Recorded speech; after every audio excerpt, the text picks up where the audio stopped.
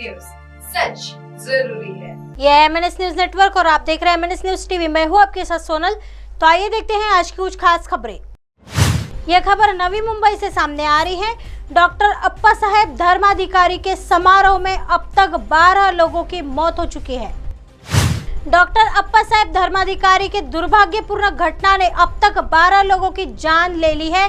इसमें केवल 9 लोगों की मौत खारघर के टाटा अस्पताल में हुई, जबकि 2 मिस्टर सदस्य मेडिकवर अस्पताल में है। पनवेल नगर उपायुक्त विठल डाके ने बताया कि MGM में एक मरीज की मौत हो गई। मृतकों में 9 महिलाएं और 3 पुरुष भी है। कल जो घटना घटी है उसमें से MGM हॉस्पिटल कामोटे पनवेल में 18 पेशेंट एडमिट हुए थे। उसमें से 8 पेशेंट जो है वो जनरल वार्ड में थे, 3 पेशेंट क्रिटिकल ICU में थे, 3 पेशेंट जो है वो महिला वार्ड में हैं और एक जो पेशेंट है अभी डिस्चार्ज होना बाकी है। वो 18 जो में थे उसमें से एक की डेथ हो गई है। जो बाकी बचे थे उसमें से 7 पेशेंट्स अभी डिस्चार्ज हुए हैं और अभी 7 पेशेंट जो है तो अभी उसका उपचार चल रहा है उसका। उसमें से 4 जो है वो क्रिटिकल ICU में है और 3 जो है वो जनरल वार्ड में है। अब तक डेथ टोटल 12 हो गई, 12। रेड और येलो जोन में कितने? क्रिटिकल जो ICU क्रिटिकल में है वो 3 है अभी। येलो में कितने? बाकी नॉर्मल है दूसरे 4। कौन सा हॉस्पिटल में अभी फिलहाल जो मरीज है? अभी MGM हॉस्पिटल में ही चालू है। MGM हॉस्पिटल यहीं पे है। बाकी एक जो है वो अपना मेडिकवर में है, एक पेशेंट। हॉस्पिटल और नहीं उधर कोई भी नहीं है अभी। भर्ती कराया गया। पुलिस कोई नहीं है फिलहाल, कोई नहीं है। आइए बढ़ते हैं अगली खबर की तरफ। यह खबर मुंबई से सामने आ रही है। अजित पवार को लेकर अफवाह फैला रही है बीजेपी। संजय राउत, इन तिरंगों को उड़ने दो, यह भर्ती अवैतनिक है। हाल ही में ठेका मजदूरों की काफी भुतिया हुई है। जो लोग ठेका मजदूर लेना चाहते हैं वे ऐसा करें। उनकी वॉशिंग मशीन को फिर से ठीक करने का समय आ गया है। अब उनके लिए सभी को वॉशिंग मशीन में डालने का समय आ गया है। महाविकास आघाड़ी में तीनों घटक दलों का मजबूत गठबंधन है और भारतीय जनता पार्टी इस मजबूत गठबंधन से डरती है। रेत उनके पैरों के नीचे खिसक रही है, इसलिए उनकी योजना 2024 तक इस गठबंधन को खत्म करने की है। क्या शिवसेना टूट गई? क्योंकि शिवसेना के विधायक टूट गए। 25 विधायकों के हारने का मतलब यह नहीं कि पार्टी बर्बाद हो गई है। NCP पार्टी को तोड़ने की कोशिश की जा रही है, लेकिन क्या उसमें विस्फोट हुआ? इस तरह की खबरें आखिरी सच नहीं होती। जहां तक मुझे पता है, अजीत दादा या NCP पार्टी के बारे में जो खबरें प्रकाशित हो रही है वह मेरी जानकारी के अनुसार झूठी है। बीजेपी ये अफवाहें फैला रही है और लोगों में भ्रम पैदा कर रही है, लेकिन इससे कोई भला नहीं होगा। जहां तक मेरी जानकारी है, जो खबरें प्रकाशित की जा रही है वे फर्जी है। भारतीय जनता पार्टी खुद को बांटने की कोशिश कर रही है। बीजेपी ये झूठी अफवाहें फैलाने की कोशिश कर रही है। इस खबर से मुख्यमंत्री की तबीयत खराब हो गई होगी। महाविकास आघाड़ी इकाई पर इन तूफानों का कोई असर नहीं पड़ेगा। हमने आज सुबह NCP नेताओं से बात की है।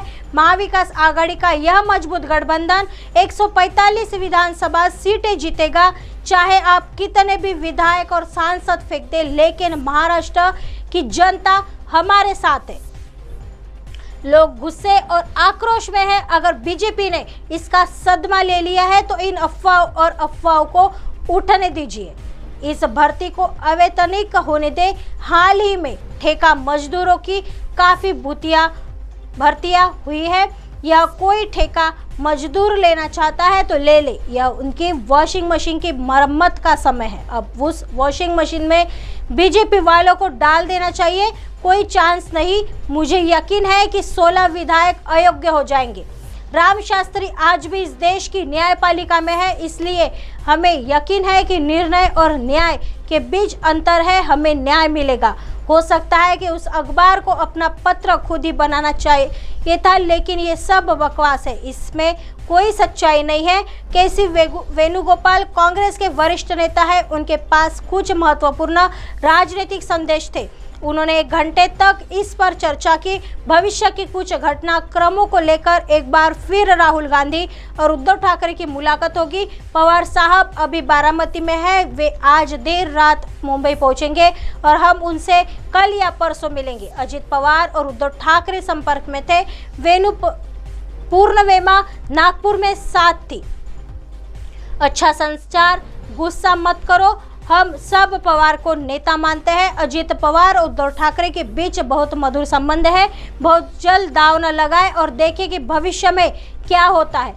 मुझे नहीं पता कि सुप्रिया सुले ने क्या कहा, लेकिन मैं जानता हूं कि भविष्य में सुप्रीम कोर्ट का फैसला देशद्रोहियों को बिल में लात मारने वाला होगा या नहीं, उसके बाद महाराष्ट्र में जरूर कुछ होगा। सुप्रिया ने सुले से बात की।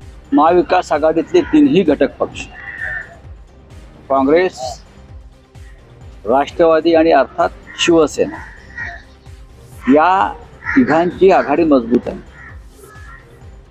आणि या मजबूत आघाडीची भीती भारतीय जनता पक्षाला वाटते आणि त्यांच्या पायाखाली वाळू सरकू लागली। म्हणून 2024 पर्यंत ही आघाडी खिळखिळी करण्याचं त्यांचं कारस्थान नक्की आहे। शिवसेनेकडे काही आमदार फोडले म्हणून शिवसेना फुटली का? आमदार गेले असते। 20-25 आमदार जाणं म्हणजे पक्ष खिळखिळा होणं असं होत नाही। नक्कीच मीही म्हणतोय की राष्ट्रवादी काँग्रेस फोडण्याचा प्रयत्न सुरू आहे। पक्ष फुटला का? आजही हा पक्ष शरद पवार या नावाशी बांधलेला आहे। आजही शिवसेना ही बाळासाहेब ठाकरे, उद्धव ठाकरे नावाशी बांधलेली आहे आणि बातम्या वगैरे येतात, 40 फुटले, 50 फुटले, 100 फुटले, अशा प्रकारच्या बातम्या म्हणजे अंतिम सत्य नाही, ही फायनल ट्रूथ नाहीये। माझी पक्की माहिती आहे तुम्हाला, मी दाव्यानं सांगतो, ज्या बातम्या प्रसिद्ध होत आहेत अजितदादांविषयी किंवा राष्ट्रवादी काँग्रेसविषयी, माझ्या माहितीप्रमाणे त्या खोट्या आहेत। भारतीय जनता पक्ष या अफवा आणि वावड्या उठवत आहे, लोकांमध्ये गोंधळ निर्माण करत आहे, आपापसात मतभेद निर्माण करण्याचा प्रयत्न करत आहे, पण तसं काहीही होणार नाही।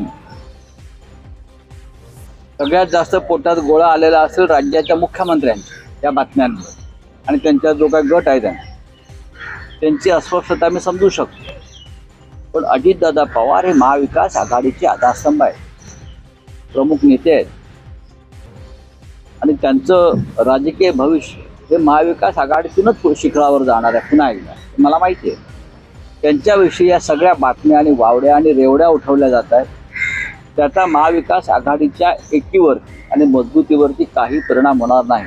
आइए बढ़ते हैं अगली खबर की तरफ। यह खबर सोलापुर से सामने आ रही है। चोरी की कार बेच रहे 2 लोगों को मोहल पुलिस ने पकड़ा।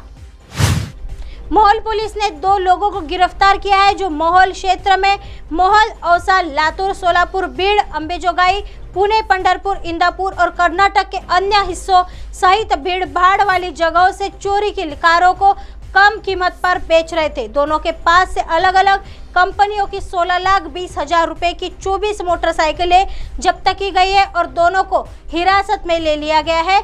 मोहल पुलिस को सूचना मिली कि एक व्यक्ति लातूर जिले के औश्य से चोरी की मोटरसाइकिल बेचने के लिए मोहल आ रहा है। संदिग्ध को पकड़कर हिरासत में लेकर पूछताछ की तो उसने बताया कि उसका नाम पवनराज चौहान है, जिसने विभिन्न स्थानों से मोटरसाइकिलों को चोरी की थी और उनमें से कुछ को मोहल के खुदबुद्दीन सैयद, शेष धनौर जिला मधा मैकेनिक को बेच दिया था। पुलिस ने खुदबुद्दीन सैयद को हिरासत में लिया है। पुलिस ने दोनों के पास से 24 मोटरसाइकिलें जब्त की है और 2 दिन की पुलिस हिरासत के बाद पुलिस हिरासत को 3 दिन के लिए बढ़ा दिया गया है। गुन्हा नंबर 10/1040/22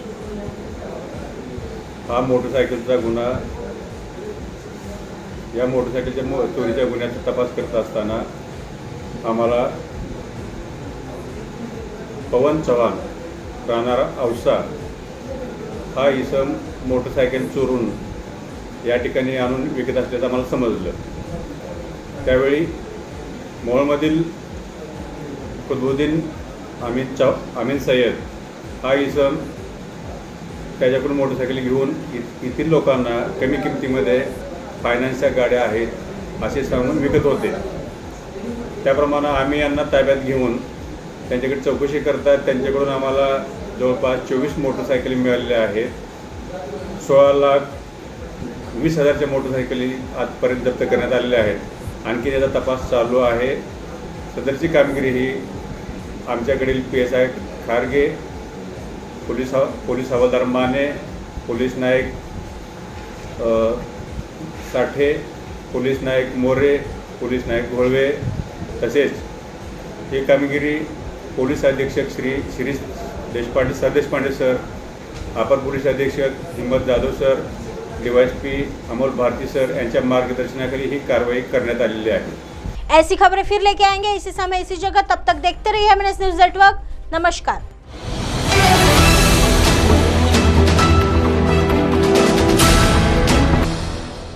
ये है MNS न्यूज नेटवर्क और आप देख रहे हैं MNS न्यूज.